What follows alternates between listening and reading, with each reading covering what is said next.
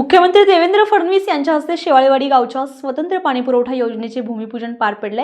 या योजनेसाठी भाजपचे पुणे जिल्हा उपाध्यक्ष राहुल शेवाळे आणि गावच्या माजी सरपंच प्रतिमा शेवाळे यांच्याकडून सातत्याने पाठपुरावा करण्यात आला होता। महानगरपालिकेच्या समान पाणीपुरवठा योजनेअंतर्गत शेवाळेवाडी गावाला सुमारे 37 कोटी रुपयांची स्वतंत्र पाणीपुरवठा योजना सुरू होत असून त्याचे ऑनलाईन पद्धतीने मुख्यमंत्री देवेंद्र फडणवीस यांच्या हस्ते भूमिपूजन करण्यात आले।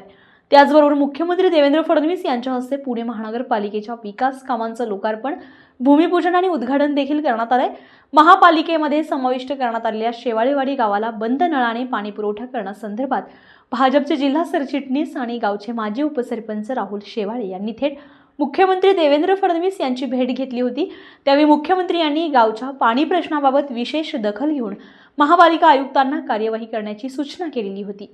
या कार्यक्रमाला केंद्रीय राज्यमंत्री मुरलीधर मोहोळ, उपमुख्यमंत्री अजित पवार, विधान परिषदेच्या उपसभापती डॉक्टर नीलम गोरे, विधानसभा उपाध्यक्ष अण्णा बनसोडे, मंत्री चंद्रकांत पाटील, राज्यमंत्री माधुरी मिसाळ, महानगरपालिका आयुक्त नवल किशोर राम, बीपी पृथ्वीराज, आमदार भीमराव तापकीर, सिद्धार्थ शिरोळे, सुनील कांबळे, हेमंत रासने, अध्यक्ष धीरज घाटे, निवडणूक प्रमुख गणेश बिडकर, श्रीनाथ भीमाले उपस्थित होते। Bhupali Mohite, star Maharashtra news, Pune.